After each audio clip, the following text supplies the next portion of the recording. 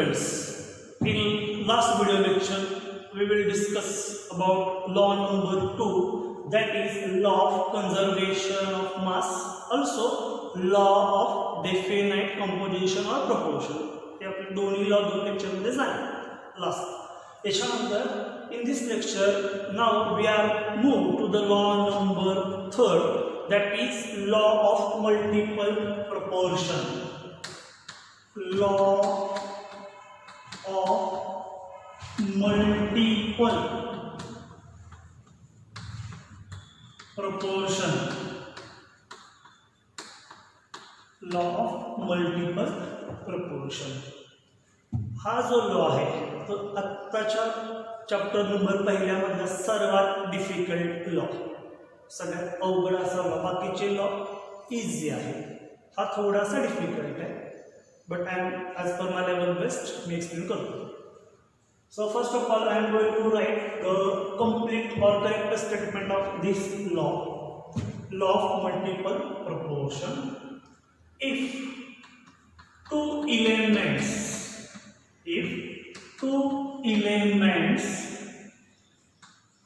A and B, if two elements A and B combines together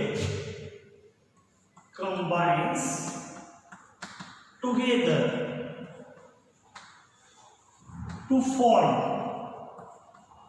two or more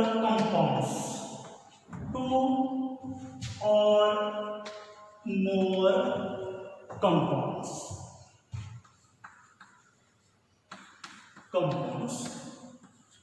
then masses of B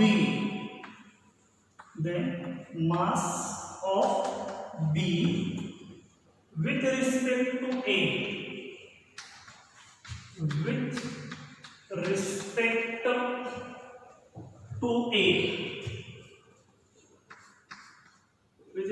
to A bears simple whole number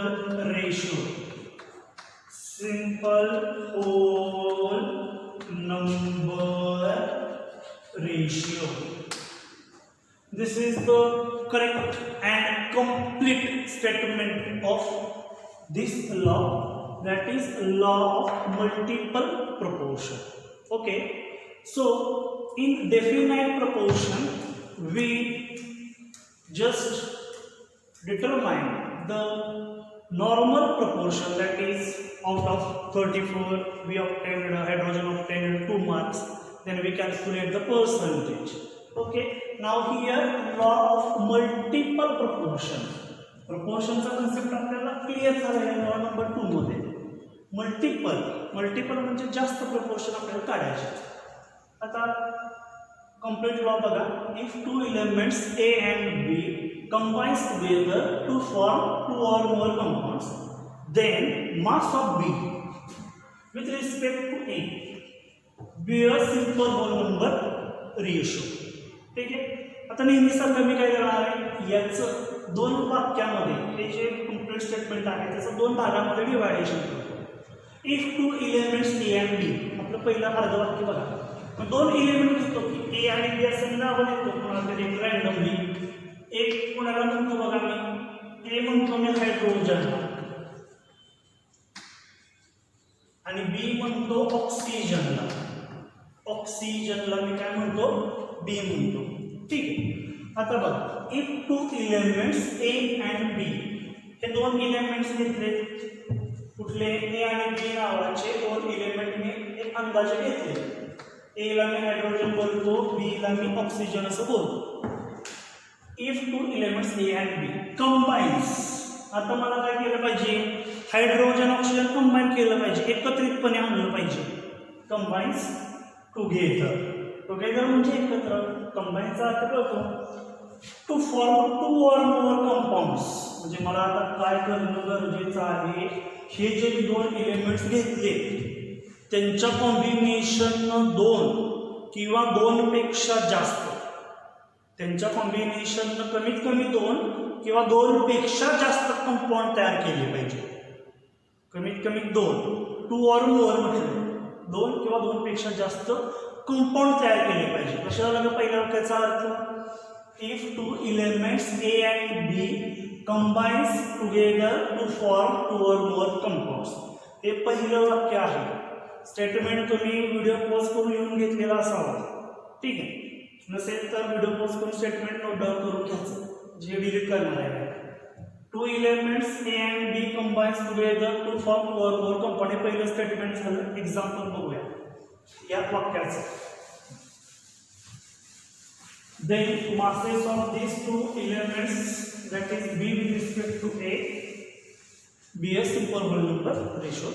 हे second statement झालं. Hydrogen oxygen combine करतो की मी आता. Hydrogen oxygen पासून कमीत कमी मी 2 compound बनवू शकतो. बरं का, कुठलं हायड्रोजन ऑक्सिजन एकत्र आले मला तर माहिती आहे वॉटरचं पहिलं 100% बनते.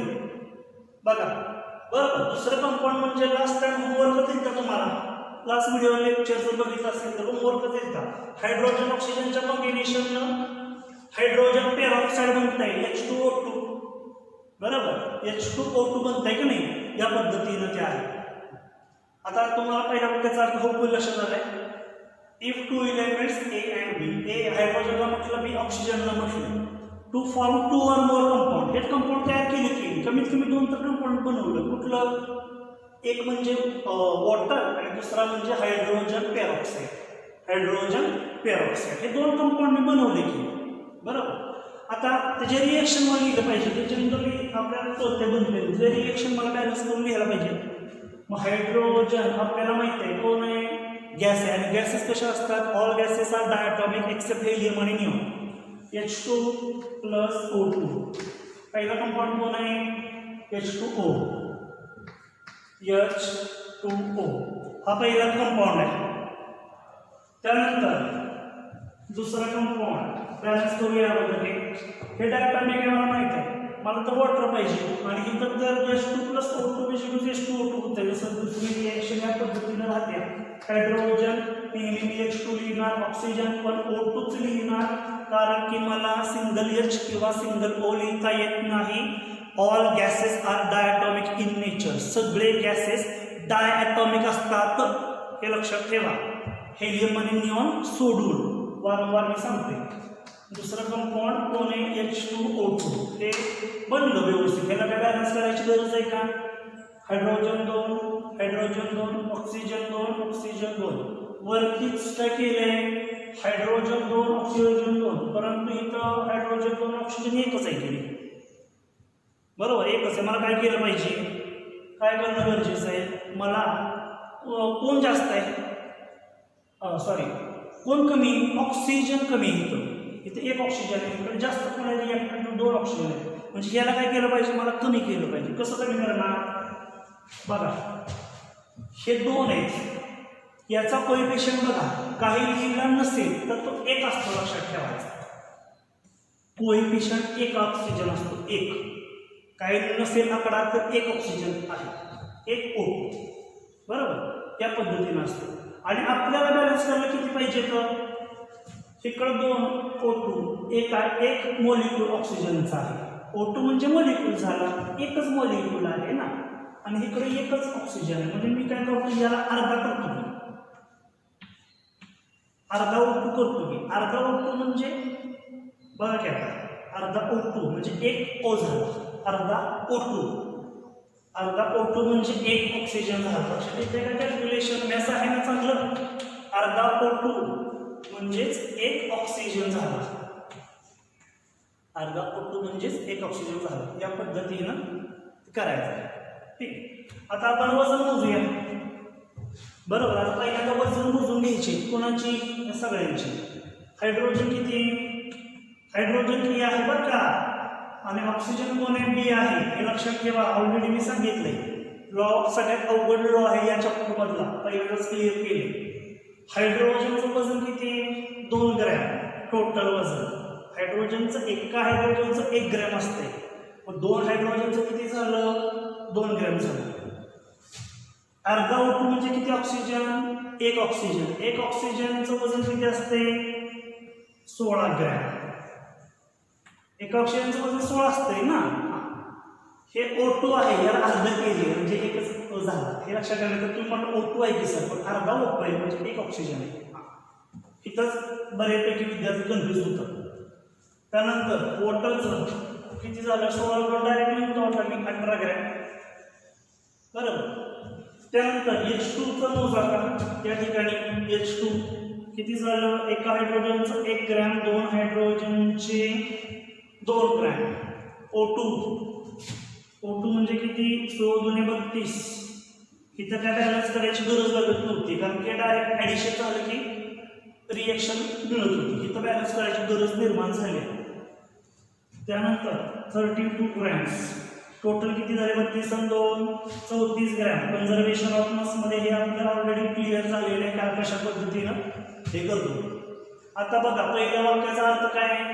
If 2 elements A and B, ए कोणाला बोललो? हायड्रोजनला. बी कोणाला बोललो? ऑक्सिजनला. कंबाईन्स टुगेदर, एकत्र आले, त्यापासून 2 कंपाऊंड बनवले. 2 or more कंपाऊंड. पहिला कंपाऊंड वॉटर, दुसरा कंपाऊंड हायड्रोजन पेरॉक्साईड, H2O2 असं बनवलं. आता सेकंड स्टेटमेंटला वळूया. Then masses of B with respect to A. आता बी कोण आहे? ऑक्सिजन. बी कोण आहे? ऑक्सिजन. मास ऑफ बी किती? 16 with respect to A. Mass of B with respect to A. B a simple whole number ratio. आता एच्या मासकडे जर बघितलं, एक कोण आहे? Hydrogen. Hydrogen 2 gram, hydrogen 2 gram, म्हणजे दोन्ही इक्वेशनला हायड्रोजन 2-2 ग्रॅम लागलेले आहेत. तर काय गरज निर्माण झाली का रेशो काढायची? नाही गरज निर्माण. Mass of B with respect to A. बीची वजन मोजा. इथे किती आहे? हे 16 आहे. इथं किती आहे? त्या बीचं 32 आहे. पेरॉक्साईडमध्ये 32 ग्रॅम आहे. बॉटलमध्ये ऑक्सिजन 16 ग्रॅम आहे आणि ऑक्सिजन बी आहे. बरोबर. Mass of B with respect to A. बीच्या मासेची तुलना करायची ए बरोबर. बीच्या मासेची तुलना केली, वजनाची तुलना केली. 16-32 झालं बीचं. तिथं 2-2 बरोबर. मग रेशो काढायची गरज कुणाला आहे? बीला. With respect to A. B a simple whole number ratio. Ratio मी कसा काढणार आहे? As usual. ही किती आहे? 16 16:32. Then it means 1:2. 1:2. 16 1 16, 16 2 32, 16चा पाढा येतो ना. 11 गेले आता. विसरला पाढे. 1:2. आलं का लक्षात? असा ओव्हरऑल या लॉचा अर्थ आहे. परत एकदा सांगतो काय काय आहे. Masses of B with respect to A. बीचं मासेस ऑफ बी हे बी आहे. कोण? ऑक्सिजन बी मधला आहे म्हणून 16-32. With respect to A. A कोण आहे? Hydrogen. 2-2 gram with respect to A. B a simple whole number ratio. H ratio काढायची काय गरज आहे का? एचा रेशो काढायची काय गरज आहे का? नाही. रेशो कोणाचा काढणार? 16:32चा काढणार म्हणून 1:2 हा रेशो झाला. This is the example number first. Now please take a screenshot of this example or you have to pause the video and note down. ठीक आहे.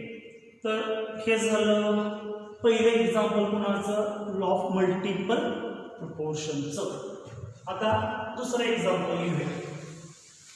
प्रत्येक वेळेला हायड्रोजन ऑक्सिजन असावा असं काही नाही. लॉ ऑफ मल्टिपल प्रोपोर्शनचं एक्झाम्पल नंबर 2. हे 2 एक्झाम्पल घेतोय. कन्झर्वेशन ऑफ मास किंवा ह्याला मी एकच एक्झाम्पल घेतले होते. आता बघा मल्टिपल प्रोपोर्शनमध्ये ए आता कोणाला म्हणूया? एला आपण नायट्रोजन म्हणूया.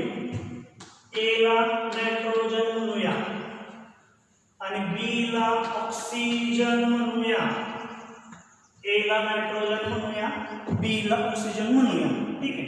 यापासून मी किती कंपाऊंड बनवू शकतो? मी भरपूर बनवू शकतो. 5-6 बनवू शकतो. बरं. पहिला बनवू शकतो मी NO. बरोबर. दुसरा बनवू शकतो मी NO2. दुसरा बनवू शकतो NO2, तिसरा बनवू शकतो N2O, ओके, चौथा बनवू शकतो N2O3, N2O4, N2O5, N2O6 असे भरपूर आहेत. पण तुमच्या लक्षात पहिलं statement if two elements A and B combines together to form two or more compounds, म्हणजे हे, ओके. आता यातलं कुठलं तरी दोन घेऊया रेशो पार्टिसिपल, सगळं नको घ्यायला कारण की मोठं एक्झाम्पल होईल. पण एक कंपाऊंड असे म्हणतात हे मी तुम्हाला सांगितले, ठीक आहे. आपल्याला माहिती आहे नायट्रोजन कसं आहे, डायटॉमिक आहे, गॅस आहे म्हटलं डायटॉमिक आहे, plus O2, okay, which gives NO, which gives NO, ठीक आहे. आता मला काय केलं पाहिजे, हिथं तर N2 आणि O2 आहे, मला नुसता Nच पाहिजे. मला असं बॅलन्स करायचं नाहीये. मी जर इथं दोन कोएफिशियंट दिला तर बॅलन्स होतं, दोन नायट्रोजन दोन ऑक्सिजन. मला असं नाही बॅलन्स करायचं. मला कसं बॅलन्स करायचं, इथं प्रत्येकाचा एक एकच, मला कंपाऊंड जो आहे तो एक मोलमध्ये पाहिजे, एकच कोएफिशियंटमध्ये पाहिजे. मग मी काय करणार बघा, तुम्ही विचार करा, तोपर्यंत दुसरी रिएक्शन मी लिहितो. दुसरं कोण आहे N2 plus O2, N2 plus O2, okay, which gives आपण काय करूया आता तयार N2 plus O2, which gives आपण काय बनवूया इथं, तुम्ही बनवू शकता कुठलंही. बघा आता इथलं N2O, तुम्हाला असं वाटलं NO पाहिजे, NO नको आहे, NO कसा मिळणार आहे, 1 हा N2 प्लस 1 हा O2, which gives NO. N2 plus O2, which gives NO2, N2 plus O2, which gives NO2. या पद्धतीने आपण जर बनवलं तर याचं कोएफिशियंट काय करायला पाहिजे, मला अर्धा केला पाहिजे. अर्धा N2 म्हणजे एक नायट्रोजन, अर्धा O2 म्हणजे एक ऑक्सिजन. तसं तिथं काय करायला लागतं की बॅलन्स, ऑक्सिजन दोन आहेत, नायट्रोजन एकच आहे, एक नायट्रोजन पाहिजे म्हणजे याला मला अर्धा केला पाहिजे. नायट्रोजन एक आहे ना, म्हणजे इथं मला अर्धा केला पाहिजे. दोनचा काय होणार, अर्धा होणार. N2 दोन आहे त्याचा अर्धा होणार म्हणजे एक नायट्रोजन. लक्षात आलं का, N2 म्हणजे असे दोन नायट्रोजन आहेत, त्याला अर्धा केला की एक नायट्रोजन बनला. लिहिताना सिस्टमॅटिकली असं लिहिलं पाहिजे, कारण तुम्ही नुसता N लिहू शकत नाही. मी ऑलरेडी कन्सेप्ट क्लिअर केली आहे तुमची, नुसता N लिहिता येत नाही, नुसतं O लिहिता येत नाही, कारण की हे सगळे गॅसेस आहेत आणि गॅसेस हे डायटॉमिक नेचरमध्ये असतात. ओके, सो या पद्धतीनेच मला लिहायला पाहिजे, ठीक आहे. आता काय करणार आहे, ए कोणाला मानला आहे, ए कोणाला मानलेला आहे, पटकन सांगा. ए नायट्रोजनला मानलेला आहे आणि बी कोणाला मानलेला आहे, ऑक्सिजनला मानलेला आहे. आता आपण वजन मोजूया, प्रत्येकाचे वेट्स मेजर करूया. एक अर्धा N2 म्हणजे दोन नायट्रोजन होतं, त्याला अर्धा केला म्हणजे एक सफरचंद होतं, त्याला अर्धा केलं अर्धा राहिलं. या पद्धतीनेच आहे, दोन नायट्रोजन अर्धा केला म्हणजे एक नायट्रोजन मिळाला. म्हणजे नायट्रोजनचं वजन किती, 14 ग्रॅम. अर्धा O2 म्हणजे एक ऑक्सिजन, हे दोन O2 होते, अर्धा केलं म्हणजे एक ऑक्सिजन राहिला. एक ऑक्सिजनचं वजन किती, 16 ग्रॅम. 16 आणि 14 किती, 30 ग्रॅम, 30 ग्रॅम्स. ओके, जय. खाली सेकंड वन जी रिएक्शन ती बघा, अर्धा N2 म्हणजे 14 ग्रॅम्स, O2 म्हणजे किती, 2 आहेत, 16 गुणे 32 ग्रॅम्स, 32 आणि 14 किती झाले, 46 ग्रॅम. आता वजन मेजर केली. आता सेकंड स्टेटमेंट काय, सेकंड सेंटेन्स काय, मासेस ऑफ बी, बी कडचे बीचे वजन बघा 16 32 विथ रिस्पेक्ट टू ए चे वजन बघा, B a simple whole number ratio, म्हणजे ए वाल्याचा रेशो काढायलाच लागत नाही. तुमच्या आता दुसऱ्या एक्झाम्पल लक्षात आलं असेल, ए वाल्याचा रेशोच काढायला लागत नाही. रेशो कोणाचा काढायला लागतो, बी वाल्याचाच काढायला लागतो, कारण की बी वाल्याचंच मास हे बदलते. ए जो आहे कुणी बी घ्या, कुठलीही रिएक्शन तुम्ही डेमो तयार करून बघा, एचं मास तुम्हाला काहीच करावं लागत नाही, चेंज करावं लागत नाही. एचं मास आहे तसंच राहते आणि बीचं मास बदलते, म्हणून बीचाच रेशो काढणार मगाच्या सारखाच. 16:32 16 आहे आणि इथं 32 आहे, म्हणजे 16:32 मीन्स 1:2 1:2. ओके, या पद्धतीनं आहे. तुम्ही अजूनही या प्रकारचे एक्झाम्पल स्वतः सराव करण्याचा प्रयत्न करा, कारण की 2 एक्झाम्पल्स मी घेतलेले आहेत बरोबर. एकाला म्हणा बी एकाला म्हणा. फक्त रिएक्शन बॅलन्स करताना एका कोइफिशियंटमध्ये बॅलन्स करायचे. एका कोइफिशियंट, एक म्हणजे तिथं काही नाही म्हणजे एक NO आहे, काही नाही म्हणजे एक NO2 आहे. या पद्धतीने बॅलन्स करायचे. मग इकडं आपण अर्धा तुम्ही काही करू शकता. या पद्धतीने बॅलन्स करा. ठीक आहे. ही रिएक्शन मी असंही बॅलन्स करू शकत होतो, N2 + O2 which means twice of NO. Balance आहे. 2 नायट्रोजन 2 नायट्रोजन, हा 2 कॉमन झाला, 2 ऑक्सिजन 2 ऑक्सिजन, बॅलन्स होती. पण अशी नाही करायची. एका कोइफिशियंटमध्ये बॅलन्स करून तुम्ही जर ऑब्झर्व केलं तर एचं मास कुठल्या पण रिएक्शनमध्ये एचं मास कॉन्स्टंटच राहते आणि बीचंच मास बदलते, म्हणून बीचाच रेशो काढायचा. आलं का लक्षात. परत एखाद्याला वाटलं ही रिएक्शन वरती जाते ती रिएक्शन खाली जाते, चालतंय की, तसं काय अडचण नाही. 32:16 होणार म्हणजे 2:1 होणार, म्हणजे असं काही नाही. मी सर तुम्ही हीच रिएक्शन जेनोलाच पहिल्यांदा का लिहिलं, NO2ला दुसऱ्यांदा का लिहिलं, असं एखाद्याला जर वाटलं उलट द्या, असं काय रूल नाही आहे. कसंही केलं तरी एकचं मास काय बदलणार आहे का, अजिबात बदलणार, फक्त बीचंच मास बदलणार. समजा शेवटी ए नायट्रोजनला मानला बी ऑक्सिजनला मानलाय, ही रिएक्शन मी वरती लिहिली NO2, ही रिएक्शन खाली लिहिली, तर माझा काय होणार 32:16 होणार. 32:16 होणार म्हणजे 2:1 होणार. शेवटी असं काय बदल होतोय का, नाही, बीचंच मास बदलते. तुम्ही कसंही घ्या, एकचं मास बदलू शकत नाही, एकचं मास आहे तसंच राहतं. ओके, तर आताच्या लेक्चरला हा लॉ नंबर 3रा जो सगळ्यात अवघड लॉ या चॅप्टर मधला आहे. 11व्याच्या बेसिसवरती तुम्ही as per my level plus explain केलेला आहे. इन नेक्स्ट व्हिडिओ लेक्चर आपण लॉ नंबर बघूया 4था. Hopefully you understood the law of multiple proportion. In next video lecture we will discuss some next laws. Thank you.